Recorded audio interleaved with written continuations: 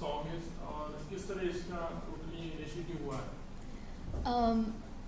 गाना जो है this is my debut song.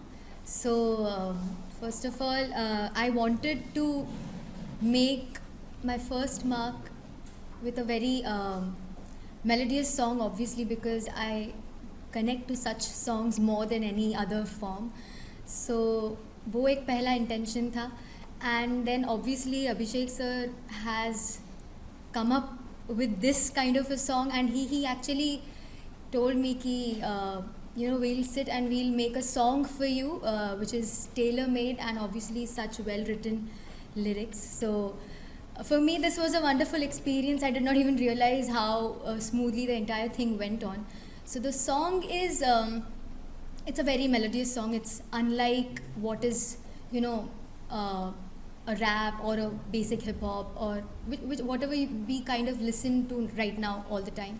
So it's not like that. It's a romantic song. It's a song which has a lot of flair, innocence, romance. So for me that was special. So yeah, so Jaga Jaga is what I really cherish.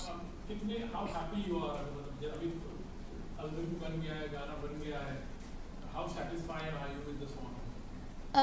Actually, when the song was recorded, I did not even know that this was going to be the final take. So I am actually very happy with this song because as my first song, it was an experience to remember, and I got to learn a lot about voice culture and how you should approach a song. So for me this song is obviously very special, and I would want people to listen to it, to give me their reviews, their feedback, because that is important for me at this point. So yeah, I'm really looking forward. अभी आपसे जानना चाहेंगे आयरा का जो पहला debut के साथ how did it come up? देखिए, अविनाश से तो रिश्ता मेरा थोड़ा पुराना है. फिल्म के म्यूज़िक करने के अलावा मैं हमेशा कोशिश करता हूँ कि हर महीने कम से कम एक ऐसा गाना करूँ जो नॉन फिल्म श्रेणी में आए. और इसी दिशा में about 2 years back I did a song called a Jahan Aasmaan with the voices of Sonu Nigam and Shreya Ghoshal. And as luck would have been, इतने बड़े बड़े गाने थे उस साल अलग अलग म्यूज़िक कंपनीज़ की. इसके बावजूद जो है मेरे गाने को मिर्ची म्यूज़िक अवार्ड मिला as the best song of the year. तो उससे मेरा हौसला थोड़ा और बढ़ा कि सिर्फ फिल्मों पे निर्भर ना करके फिल्म के अलावा हर महीने एक गाना ऐसा करूं जिसमें एक नया गाना, एक ऐसा गाना जिसमें मैं कोई किसी बंदिश से ऊपर उठ के, where I am not being arm pressed that this is the situation, ये हीरो है, ये हीरोइन है, ये स्क्रिप्ट है. तो क्या है कि फिल्म के म्यूज़िक में एक प्लस होता है, एक माइनस होता है. प्लस ये होता है कि फिल्म का कैनवस आपको मिल जाता है. माइनस ये होता है कि as a composer you can not always give them what you want, क्योंकि बहुत सारे और फैक्टर्स होते हैं जिसमें घुस के आपको काम करना पड़ता है. तो एक मन की ये लालसा होती है कि उससे उभर के वो गाने भी सामने आए जो आपके अंदर के गाने हैं, जो बेखौफ सामने आ सके. So in that keeping that in mind I started doing non film songs one every month. तो उस सिरे में मैंने बहुत से लोगों के साथ सिंगल्स किए, जैसे गुलजार साहब जो मेरे मेंटर हैं. Gulzar sahab is the man who brought me to Bombay again through a non film album called Udaas Paani and रात चांदौर में. तो ये बैक टू बैक हमने 2 एल्बम्स किए थे. That made my space in Bollywood for the first time in that manner. तो गुलजार साहब के साथ हाल ही में मैंने 7 गाने और किए non film. Then is Shreya Ghoshal, there is Shaan, there is Sonu Nigam, there is a lot of other new talent जिसके साथ मैं काम कर रहा हूँ. There is Jonita Gandhi, there is Sunidhi Chauhan, बहुत से लोग हैं. तो मेरी ये कोशिश रहेगी कि हर महीना जो है एक गाना सामने आए मेरे स्टेबल से जो फ्रेश हो, नया हो. आर्या के बारे में ये कहना चाहूँगा कि when she first came to me, her voice has 2 aspects जो मुझे इंटरेस्टिंग लगते हैं. एक तो सबसे पहला एस्पेक्ट ये कि मीठी आवाज़ है, सुरीली आवाज़ है, सीखी हुई आवाज़ है. लेकिन मीठे आवाज़ के कैटेगरी में it's very easy to get lost with the established voices. कुछ बहुत एस्टैब्लिश्ड मीठी आवाज़ें इंडस्ट्री में हैं, तो अगर आपकी आवाज़ उनकी जैसी है तो फिर दिक्कत ये आती है कि आप बहुत अच्छा गाएंगी, लेकिन इसके बावजूद people will compare you to a Shreya Ghoshal और people will compare you to a Kavita Krishnamurthy कि उसकी जैसी आवाज़ है. हालांकि इन दोनों के साथ मेरे बहुत गाने हैं, पर इसकी आवाज़ की ये अच्छी बात है कि मीठी होने के बावजूद ये किसी दूसरे आवाज़ की परछाई में नहीं आती है। It's an individual voice, it's an independent voice. So when you here the voice you know कि देयर इज़ समथिंग फ्रेश, कुछ नया है, नई आवाज़ है। तो ये दोनों चीज़ें ध्यान में रखते हुए मैंने ये गाना बनाया, जागा जागा। जागा जागा सपना is a melodious song, but it's also a very modern song. तो इसकी जो ग्रूव्स है और अरेंजमेंट्स है वो इस तरह के हैं कि आज की पीढ़ी और आज के युवा को अच्छा लगना चाहिए। और जो लिरिक्स अविनाश साहब ने लिखा है वो हल्के फुल्के हैं, आसानी से ज़ुबान पे चढ़ने वाले हैं, लेकिन इसके बावजूद भी हल्के नहीं है। कोई ऐसा नहीं बोलेगा कि क्या लिख दिया। लिरिक्स में एक पोइट्री है, उसकी एक नज़ाकत है। So keeping the poetry alive and yet making it simple, that I think is a challenge of making a good song. Because lyrics और पोइट्री में एक फ़र्क ये होता है कि पोइट्री में आप कुछ भी लिख सकते हो, पर लिरिक्स में आपको वही शब्दों का चयन करना चाहिए जो धुन के साथ अच्छा लगे, बार बार गुनगुनाने का मन करे। तो जागा जागा में एक अनायास सी बात है जो आपको बार बार गुनगुनाने का मन करता है। एंड बाकी अविनाश आपको बताएंगे। अविनाश जी, जैसे आपने ये गाना लिखा है, आपकी सोच थी, आपके वर्ड्स थे, अभिषेक ने इसको कंपोज किया, उन्होंने गाया, इसका टोटल एमलगेशन जो है actually, how are you also like you satisfied that the thing has come out? मैं बहुत खुश हूँ। मुझे लगता है कि एक जब शायर या एक लिरिसिस्ट किसी गाने को लिखता है तो वो उसको कहीं ना कहीं अपने जहन में उसकी शक्ल देखने लगता है, और कोई गाना जब उस शक्ल के बहुत करीब होता है तो आपको लगता है कि जो आप चाहते थे, जिस तरीके से आप उसका चेहरा चाहते थे, चेहरा वैसा ही बना हुआ है।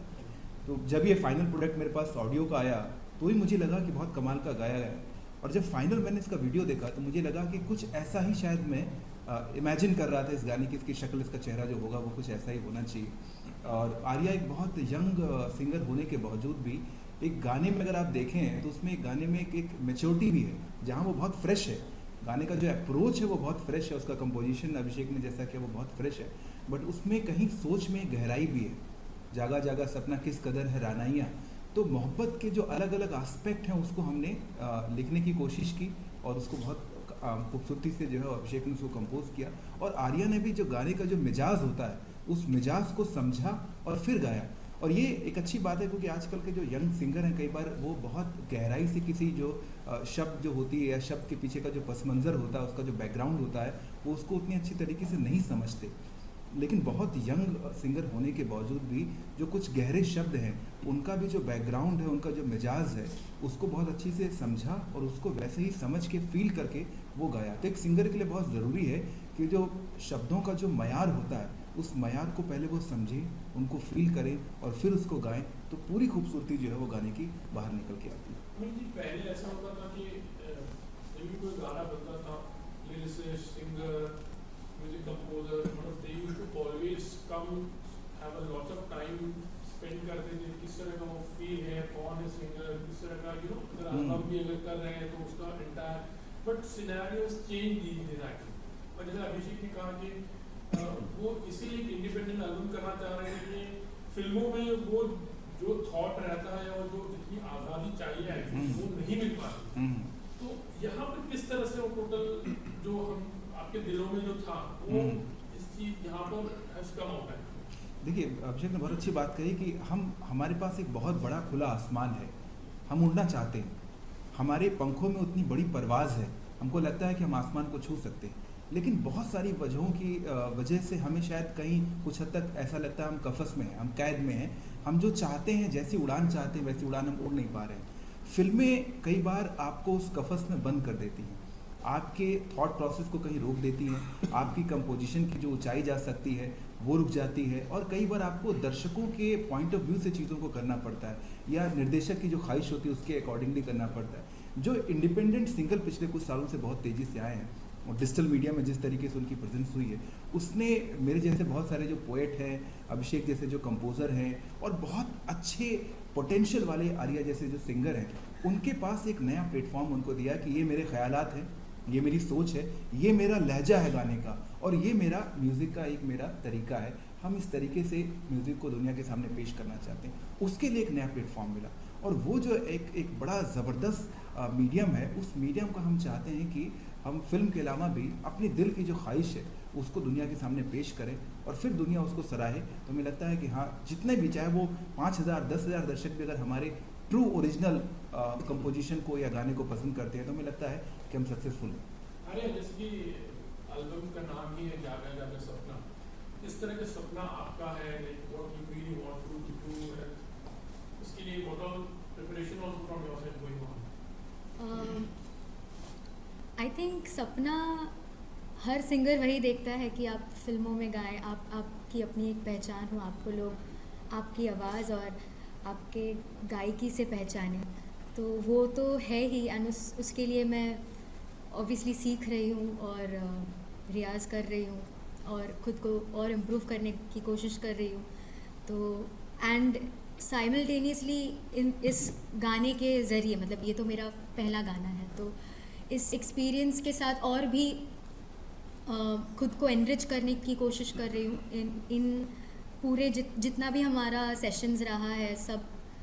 तो मतलब अभिषेक सर हैज़ एक्चुअली इंश्योर्ड कि मैं काफ़ी अलग चीज़ों से वाकिफ़ हूँ, मतलब सुनूँ, काफ़ी अलग अलग चीज़ें सुनूँ, मैं अपनी टेक्सचर पे काम करूँ, तो ये सारी चीज़ें मुझे और आगे काम आएंगी। एंड मैं actually one more thing I wanted to tell about Arya कि एक बहुत साहस वाली बात यह है कि she came to me wanting to do an original song. ऐसे बहुत से सिंगर्स हमारे पास रोज आती हैं जो कवर्स करना चाहती है, कि जैसे कि मान लीजिए किसी भी बड़े हीरो का कोई गाना हिट हुआ, सलमान खान का कोई गाना हिट हुआ, तो उसका कवर बना के उसमें हैशटैग सलमान खान, हैशटैग कटरीना कैफ लगा के गाना अपलोड कर दिया अपने यूट्यूब में।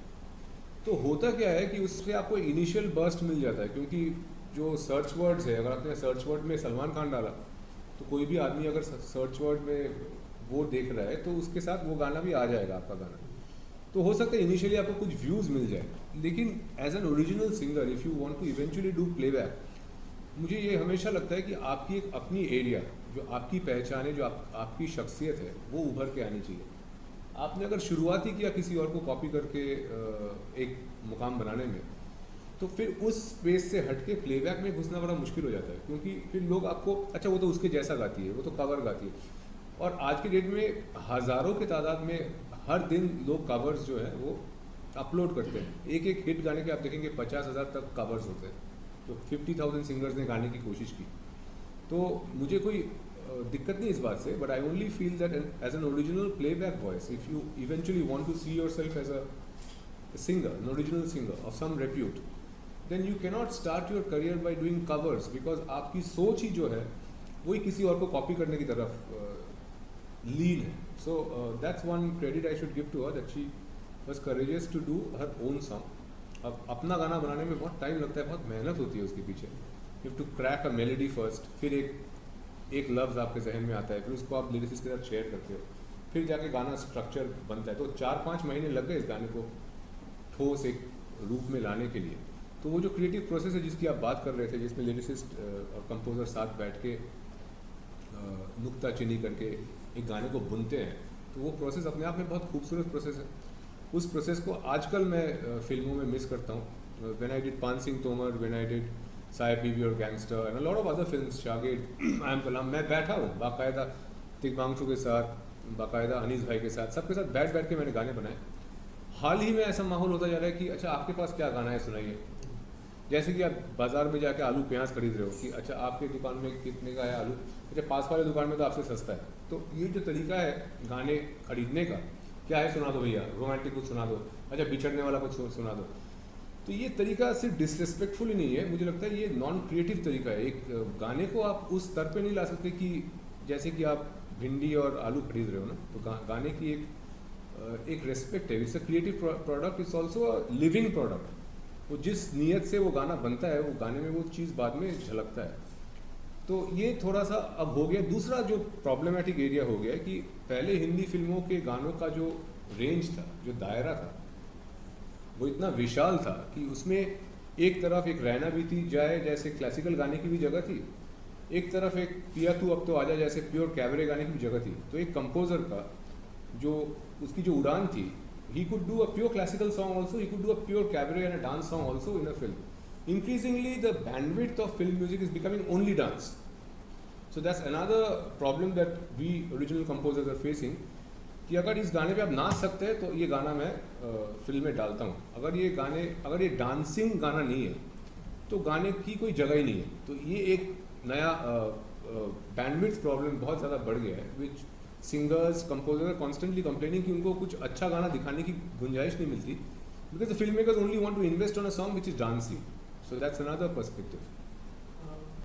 इन दिनों काफ़ी रिमिक्सेस भी हो रहे हैं, या फिर हम अगर आप लोगों से हुआ वर्कशॉप कि एक सिंगल एल्बम है, how does it really help also. Definitely वो तो है क्योंकि बहुत सारे सिंगर्स हैं, जैसे आपने कवर एल्बम में कहा था, अगर एक promotional activities भी होती हैं, in the know it's become very competitive. Correct. How do you see the entire scenario? In this aspect, I'd like to say the model that I'm following is I'm not looking at immediate gain कि मुझे अगले 3 महीने में क्या मिलेगा. So when I invest from my own on my own side and I put out one large song every month, हर महीना जो मैं एक गाना करता हूँ उस गाने की जो अरेंजमेंट है, प्रोडक्शन वैल्यू है, it's like a film song. तो इस वक्त मैं 4 फिल्में कर रहा हूँ, तो उन फिल्मों के गानों में जो प्रोडक्शन वैल्यू है आपको नॉन फिल्म में भी वही प्रोडक्शन वैल्यू दिखेगा, क्योंकि जनता को ये नहीं पता कि ये फिल्म में इसमें बजट ज़्यादा था, ये नॉन फिल्म में इसमें बजट कम था. लेकिन एक क्रॉस लिंकिंग वाली बात जो है वो अब बढ़ता जा रहा है यूट्यूब में. अगर आप देखेंगे कि मान लीजिए आपने अभिषेक रे सोनू निगम टाइप किया, अब जो गाना आ जाता है हमारा अवार्ड विनिंग सॉन्ग, अब उसके नीचे आर्या का गाना भी लाइन अप हो जाएगा. तो ये जो क्रॉस लिंकिंग है जिसमें एक अच्छा गाना 10 और अच्छे गाने को खींचता है, तो ये जो एल्गोरिदम वाली बात यूट्यूब में, आईट्यून्स में, अमेजोन में, हर एक जगह आ गई है, ये बात आप देखेंगे with artificial intelligence with coming times ये और बढ़ता जाएगा. Because Google's president mister Pichai, he has said this, the CEO, that we are working on artificial intelligence, कि आपको जो गाना चाहिए यूट्यूब आपको एग्जैक्टली वही गाना पड़ोस के देगा. तो ये जो मार्केट आप देख रहे हैं अभी, ये 5% मार्केट है इंडिया का, मतलब because the 4G and YouTube market of India is 5 to 7% of the total population, जो अगले 3 साल में बहुत बड़ा जंप लेगा. So I think doing original stuff and putting it out on digital media on all the powerful platforms is something which will pay you back immediately in the next 3 years, not in 3 months. That's why if you see even the film production companies, large part of their investment has now been diverted to making internet content. अब internet content नहीं है कि आपको immediately पैसा मिल रहा है, लेकिन आपकी जो market है वो in a horizon of 3 years it will be really large. और मुझे ये, मैं एक बीच में अभिषेक की बात को ही आगे बढ़ाना चाहूँगा. कई बार हम एक परसेप्शन क्रिएट कर लेते हैं कि आजकल का जो यूथ है वो इस तरह के ही गाने सुनना चाहता है, और इस वजह से मोस्टली जो फिल्मों में गाने आ रहे हैं वो एक ख़ास किस्म के ही गाने आ रहे हैं. ऐसा है नहीं. आप अगर गौर से देखें तो जितने भी हमारे रियलिटी शोज़ हो रहे हैं उसमें जो गाने बार बार सुने जाते हैं, सुनाए जाते हैं, वो 70s और 80s के जो बहुत अच्छे मेलोडियस सॉन्ग थे. वैसे भी अगर आप देखें, आप सुकून में जब होते हैं तो एक ख़ास किस्म का गाना सुनना पसंद करते हैं. हम किसी शायद गलत मार्केट को रीड कर रहे हैं और एक परसेप्शन के पीछे भाग कर एक खास तरह के गाने बना रहे हैं. अच्छे गानों की अपनी उड़ान, अपनी परवाज़ होती है, और वो देर सवेर सुने जाते हैं, और उनके सुनने वाले वो लोग होते हैं जो वाकई म्यूज़िक को बहुत अच्छे से समझते हैं.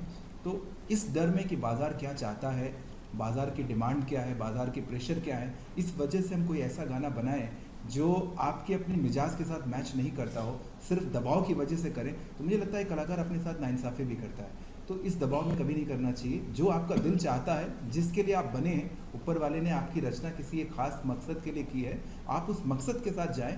देर सवेर आपके उस टैलेंट को, आपके उस हुनर को दुनिया एक्सेप्ट करती है, और वो फिर चीज़ें अप्रिशिएट भी की जाती है.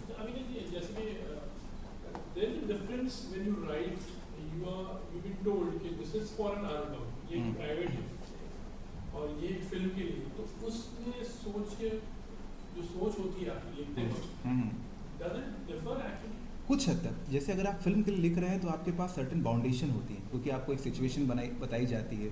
सिचुएशन में भी वो किसी एक खास अगर एक्टर के ऊपर पिक्चराइज किया जाने वाला गाना है, तो उसका जो किरदार है वो किस किस्म का किरदार है. आपने किसी टपोरी किस्म के किरदार के लिए बड़े सोफिस्टिकेटेड लफ्ज़, लखनवी शब्द इस्तेमाल करते हुए कोई गाना लिखा, तो ऑब्वियसली वो मैच नहीं करेगा. तो उन बाउंडेशन को ध्यान रखते हुए उस किरदार की अपनी ज़बान क्या, उस फिल्म के अंदर ज़बान क्या है, ये सारी बातें आपको ध्यान रखना पड़ता है जब आप किसी फिल्म के लिए लिखते हैं. जब आप किसी इंडिपेंडेंट सिंगल की जिसकी आप बात कर लिखते हैं तो थोड़ा सा आसमान आपके लिए बड़ा हो जाता है। हालांकि उसमें भी बाउंडेशन है, उसमें मीटर की बाउंडेशन है उसमें, लेकिन फिर भी आपके पास सोच का दायरा कंपेरेटिवली आपके पास बड़ा होता है और आप कुछ हद तक अपनी पोइटिक जो टैलेंट है उसके साथ जस्टिस कर पाते हैं जब आप सिंगल के लिए लिखते हैं। सपना है, who's your inspiration है? ऐसा है कि आपको इंस्पिरेशन है और उनकी तरह आप कुछ करना चाह रहे हैं? मुझे इंस्पायर बहुत लोग करते हैं, बहुत सारे आर्टिस्ट करते हैं। नेसेसरी भी नहीं है कि वो सिर्फ म्यूज़िक में ही हो, काफ़ी लोग इंस्पायर करते हैं। बट हाँ, मैं किसी एक शख्स को मतलब कंसिडर करके ऐसा नहीं सोचती कि मुझे ऐसा बनना है। मैंने ऐसा कभी सोचा नहीं है। तो काफ़ी चीज़ें, काफ़ी अलग अलग लोग अलग अलग तरह से आपको इंस्पायर करते हैं। तो करना तो वही है जो खुद करना चाहूँगी। जिस तरह ये गाना चुनना भी, मतलब मैं चाहती थी कि मेरे गाने एक मतलब मैं ऐसा नहीं बोलूँ कि अनकन्वेंशनल हो, पर वही हो जो मुझे अच्छे लगे, क्योंकि इंडिपेंडेंट वर्क है तो वो इंडिपेंडेंस का एक रिमार्केबिलिटी भी तो होना चाहिए। तो वो मेरा नाम लेना चाहूँगी सिंगल फॉर डेफिनेटली। हाँ, ऑब्वियसली, मतलब every singer is amazing in their own ways, but I obviously admire Shreya Ghoshal, Sunidhi Chauhan, Anvesha, and many more singers. Lata ji, obviously, she like her songs have been something that I have listened to since I was a kid. तो घर पे वही गाने पहले बजते थे। उसके लिए मैं अपने पेरेंट्स को बहुत मैं मानती हूँ उनको, क्योंकि उनकी वजह से शायद उस तरह के एनरिच्ड गाने मेरे में बसे हैं आज। तो वो उन्हीं की एक उन्हीं का एक क्रेडिट है, उन्हीं को मैं देती हूँ उसका श्रेय। सिंगिंग के लिए क्लासिकल का नॉलेज भी होना बहुत ज़रूरी होता है। इन दिनों बहुत से सिंगर्स हैं जिनको really I don't think so वो उन्होंने सुना वही that actually sing classical way में।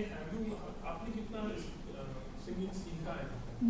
मैं सीख रही हूँ और पिछले 4 सालों से मैं भी गौतम मुखर्जी के पास सीख रही हूँ। तो मैं मानती हूँ कि क्लासिकल का नॉलेज होना ज़रूरी है। मतलब ऐसा नहीं है कि आप इंडियन क्लासिकल ही करो या आप वेस्टर्न क्लासिकल को जो भी करो, बट सीखना इम्पॉर्टेंट है। एंड सीखने के लिए काफ़ी अलग अलग एवेन्यूज़ है जो मैं भी अभी ऑब्वियसली एक्सप्लोर करूँगी और करना चाहती हूँ। तो वही सीखना, तो learning is a never ending process, so you have to learn. इसके अलावा आने वाला क्या है? उसके बारे में आप इमीडिएटली एक एल्बम रिलीज है हमारा कमिंग संडे 23rd को, which is a song called छलकी छलकी, अविनाश ने लिखा है। और ये बेसिकली एक शान के साथ एक सीजनल सीरीज़ जैसे हम कर रहे हैं। तो बारिशों में हमने एक बहुत सक्सेसफुल गाना किया था कॉल्ड उजली उजली, उजली उजली ख्वाहिशें हैं, and that song did very well. It was a song which we release in the monsoons. तो अब सर्दियों का मौसम है, क्रिसमस का माहौल है, इसमें हम वो छलकी छलकी गाना करना चाहते हैं। उस गाने की खासियत ये कि दैट्स अ जैज़ सॉन्ग। तो शान तो पहले थोड़ा डर गया था कि यार अभिषेक मैंने ऐसा गाना पहले गाया नहीं कभी। तो मैंने बोला अरे कॉम्पोजिशन सुनो, आपको मज़ा आएगा। सो शान is a very big fan of a singer called Stevie wonder, जिनका गाना मैं भी बहुत सुनता हूँ। तो is a jazz pop kind of singer. तो छलकी छलकी में मैंने जो कॉम्पोजिशंस किए हैं और कैनवसेस क्रिएट किए हैं with saxophone, with jazz, a lot of brass instruments, वो आपको लगेगा नहीं कि जैसे कि वो हिंदी गाना है। उसकी total canvas is like a Christmas canvas of a jazz song. And when he sang it, then he really loved the song. He said कि अभिषेक, this is amongst my top few songs and we must do a live presentation of the song for the media. So on Sunday what we've planned is I've called some live musicians and I'm going to be on the piano and Shan will sing it live for the media and the press, so that एक अलग अनुभव होगा, एक नया experience होगा media के लिए भी, कि हम हमेशा गाने के बारे में बात करते हैं, तो गाने के बारे में बात ना करके गाने को एक अलग अंदाज से हम प्रेजेंट करें। बता रहा था उसका जो लाइन्स है, छलकी छलकी आंखों में इनकार जो होता है, तो मानो या ना मानो वो प्यार होता है। ज़िंदगी में भी कई बार हम लोग देखते हैं कि हम किसी को मना कर देते हैं और माना जाता है कि ना कर दिया इसका मतलब ना है, बट अगर भरी आंखों से आप किसी को मना कर रहे हैं तो हकीकत में उसकी कहानी कुछ और होती है, उसका पस मंज़र कुछ और होता है और सामने वाला जो मना कर रहा है उसका इरादा भी कुछ और होता है, आपको दिखता कुछ और है। इस भावना को लिखकर एक बड़ा सॉफ्ट रोमांटिक सा गाना लिखा गया था और इस गाने को वेस्टर्न टच दिया गया। तो ये जो फ्यूज़न हुआ है, ये जो मतलब दो अलग अलग धाराओं को हमने एक में जो है वो मिलाकर जो मतलब Musically it's purely jazz, lyrically it's beautiful poetry, और शान ने बहुत डूब के बहुत मिजाज के साथ इस गाने को गाया है, निभाया है। तो गाने के जो 3 हिस्से हैं, उन तीनों हिस्सों की अपनी खासियत है, अपनी खुसूसियत है। उसको लिखा अलग तरीके से गया है, उसको कंपोज अलग तरीके से किया गया है, और उसको गाया बहुत खूबसूरती से किया गया है। तो मुझे लगता है जो फाइनल जो प्रोडक्ट आया है वो बहुत कमाल का प्रोडक्ट आया है। और आप लोग इनविटेशन भी आप लोगों को इसी के साथ में है कि 23 तारीख का जो प्रोग्राम है उसमें आप आइए, और लाइव जैसा कि अभिषेक ने बताया कि गानों पे चर्चा तो हम ज़रूर करेंगे, उस बार भी करेंगे, लेकिन साथ साथ उस गाने को देखना, अपने आप में एक गाने को जिंदा देखना वो एक अलग अनुभव होता है। उसमें लाइव वायलिन सेक्शंस होंगे, सैक्सोफोन होगा, एक गाने live piano, it will be a unplugged version of the original song. आपको ओपन किया